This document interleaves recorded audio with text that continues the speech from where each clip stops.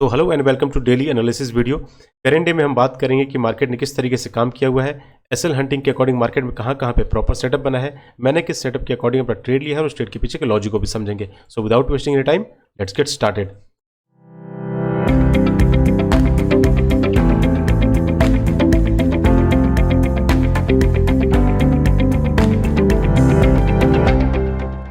तो current day में काम करने से पहले हमें प्रीवियस डे का एनालिसिस करना होता है और उसका एक मैं चेकलिस्ट आपको यहाँ पे लगा के दिखा देता हूँ, ताकि आप लोग भी बार बार इसी तरीके से प्रीवियस डे का एनालिसिस करो और उसके अकॉर्डिंग आप अपने ट्रेड को एग्जीक्यूट करो। तो सबसे पहले इंपॉर्टेंट लेवल्स यहाँ पे है। तो इंपॉर्टेंट लेवल क्या क्या होता है? प्रीवियस डे का हाई जो कि एक साइकोलॉजिकल नंबर है, प्रीवियस डे का क्लोजिंग के आसपास एक सपोर्ट है तो आप इसको शिफ्ट करके यहाँ पे लगा सकते थे।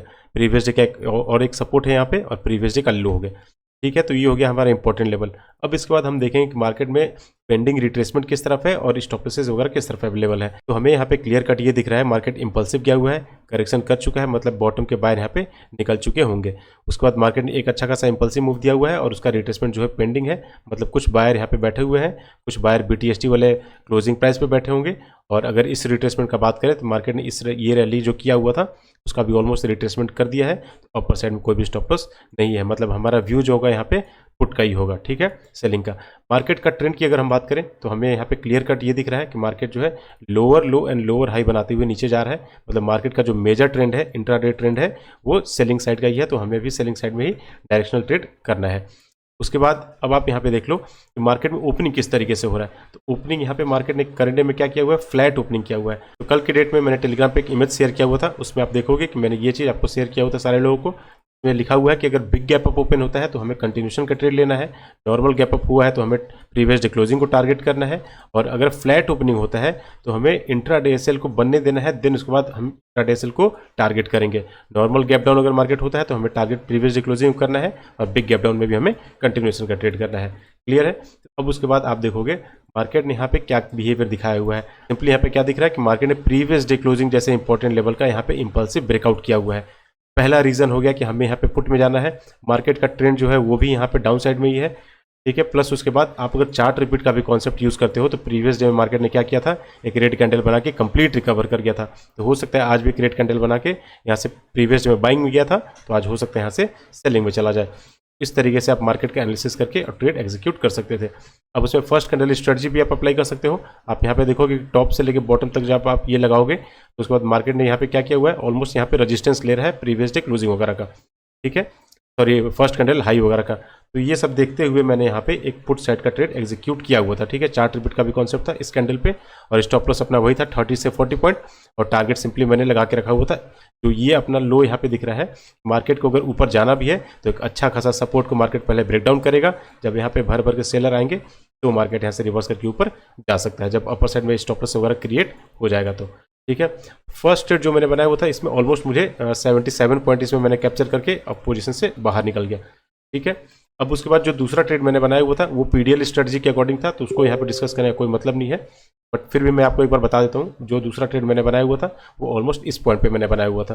ठीक है, और इसमें भी मेरा स्टॉप लॉस जो था वो 22-30 पॉइंट का ही था, और टारगेट सिंपली मैंने लगा के रखा हुआ था किस तरीके से? बॉटम से लेके टॉप तक जब मैंने फीबो लगाया तो उसके बाद ये जो जोन आ रहा है रिट्रेसमेंट जोन, यहाँ तक मैं रिट्रेसमेंट कैप्चर करने के लिए ये PDL स्ट्रेटजी के अकॉर्डिंग मैंने ट्रेड बनाया था। मार्केट यहाँ तक आएगा तो मैं पोजीशन स्क्वायर ऑफ करके यहाँ से निकल जाऊंगा, बट इस ट्रेड में मेरा स्टॉप लॉस यहाँ पे हिट हो गया। ठीक है, कोई इशू वाली बात नहीं है। जो भी पॉसिबल सेटअप्स है वो सारा चीज़ मैं आपको यहाँ पे बता दूंगा। आज मैंने कुछ मल्टीपल सेटअप्स वगैरह ट्रेड वगैरह बना के रखे हुए थे। उसके बाद आप देखोगे कि मार्केट जो है मैंने फीबो लगाया हुआ है बॉटम से लेके इस वाले टॉप तक। मार्केट इंपल्सिव गया, रिट्रेसमेंट करने यहाँ आया नहीं, बट मार्केट अगर किसी भी तरीके से इस जोन में चला जाता है तो हम यहाँ पे सेलिंग साइड का ट्रेड बना सकते हैं। एक रिस्की ट्रेड था क्योंकि मार्केट देखिए यहाँ पे एक साइकोलॉजिकल नंबर था, बट फिर भी मार्केट का बिहेवियर आपको पता होना चाहिए। मार्केट कई बार क्या करता है? ब्रेक करके रिवर्स होता है, कई बार क्या करेगा उससे पहले ही रिवर्स हो जाएगा, और कई बार क्या करेगा उसको टच करके रिवर्स हो जाता है। तो मैंने एक छोटा सा रिस्क लिया और यहाँ पे एक पुट साइड का ट्रेड एग्जीक्यूट किया इस कैंडल पे, और इसमें भी अपना स्टॉप लॉस जो था 40-50 पॉइंट का रखा हुआ था, क्योंकि मार्केट थर्सडे के दिन थोड़ा साइडवेज के कारण जो है डीके वगैरह हो जाता है। और इसमें टारगेट सिंपली मैंने ब्लू लाइन पे रखा था, बट मार्केट ने क्या किया? इसका भी स्टॉप लॉस हिट कर दिया। ठीक है, कोई इशू वाली बात नहीं है। आप ट्रेड कहीं पे भी बनाओ, लेकिन आपका स्टॉप लॉस जो है वो डिसाइडेड होना चाहिए, आपका टारगेट जो है वो डिसाइडेड होना चाहिए। मार्केट अगर स्टॉप लॉस दे रहा है, आप सेटअप के अकॉर्डिंग आपने अगर ट्रेड बनाया है तो आप बिल्कुल वहाँ पे स्टॉप लॉस लेके निकल जाओ, और ट्रेड बनाने के बाद आइदर एसएल या फिर टारगेट ही लेके निकलना है। मैंने यहाँ ट्रेड बनाया था, उसके बाद मैं सिंपली वेट कर रहा था कि आइदर या तो मार्केट स्टॉप लॉस हिट करे या तो फिर टारगेट हिट करे, उसके बीच में मुझे कोई भी यहाँ पे इमोशनल ट्रेडिंग नहीं करना है। ठीक है, ये था मेरा तीसरा ट्रेड। और उसके बाद अगर मैं एक और ट्रेड की बात करूं, तो आप अगर देखो कि पैरेलल वॉचिंग अगर आप करते हो तो आपको सिंपली जाना था निफ्टी 50 में, और निफ्टी 50 में आप जाके यहाँ पे देखते तो यहाँ पे सिंपली मैंने एक लगा के रखा हुआ था, ये जो जहाँ पे मार्केट कंसोलिडेशन करने के बाद डायरेक्टली जहाँ से गिरना स्टार्ट हुआ है, तो वहाँ से मैंने फीबो लगाया हुआ था। ये एक्सपीरियंस के बेस पे मैंने ट्रेड लिया हुआ था। तो यहाँ पे मैंने एक ट्रेड वाले स्विंग से बॉटम तक मैंने लगाया हुआ था फीबो हंटर को, और मार्केट जैसे इस जोन में आया, फर्स्ट पुल बैक में ना जाते हुए सेकंड पुल बैक में मैंने एक ट्रेड बनाया, और सिंपली इसमें अच्छा खासा एक रैली पकड़ के पोजीशन से बाहर हो गया। अगर ट्रेड बुक वगैरह मैं दिखा दूँ तो आप मल्टीपल ट्रेड वगैरह इसमें मैंने बनाए हुए थे, बट ओवरऑल जो भी है इसमें अप्रॉक्स जो है 2000 का मैंने प्रॉफिट किया हुआ है। ठीक है, तो अब इसके बाद देखो, आपको अगर ट्रेड कभी बनाना है, ठीक है, तो आप सेटअप के अकॉर्डिंग ही ट्रेड बनाओ, और उसके बाद अगर आइदर एसएल या फिर आइदर टारगेट लेके ही निकलना है। तो मल्टीपल सेटअप मैं अभी सारे लोगों को सजेस्ट नहीं करूंगा, क्योंकि आपका अगर डिसिप्लिन अगर है एक ट्रेड करने का तो एक ट्रेड करो, बट अगर आपने 2 ट्रेड बनाने का प्लान करके रखा हुआ है तो आपका दिन का एसएल जो है वो डिसाइडेड होना चाहिए। पहले जो ट्रेड आप बना रहे हो में आपका कितना एसएल होना चाहिए, दूसरा जो ट्रेड बना रहे हो उसमें आपका कितना एसएल होना चाहिए। मैक्सिमम जो मेरा स्टॉप लॉस है एक दिन का, वो मैं अप्रॉक्स कैलकुलेट करके रखता हूँ 80 to 100 पॉइंट का। मतलब अगर मैं कितने भी लॉट में अगर काम कर रहा हूँ तो मेरा मैक्सिमम, अगर मैंने एक ट्रेड बनाया उसमें मेरा 30 पॉइंट का स्टॉप लॉस चला गया, दूसरा ट्रेड मैंने बनाया उसमें भी 30 पॉइंट का स्टॉप लॉस चला गया, तो मेरे पास यहाँ पे अभी भी 40 पॉइंट का मार्जिन है कि मैं इसमें काम कर सकता हूँ। बट जनरली मैं ट्राई करता हूँ कि मैं 2 या 3 ट्रेड से ज़्यादा ना करूँ, अगर बहुत अच्छा खासा अपॉर्चुनिटी बनता है तो ही मैं ट्रेड करता हूँ।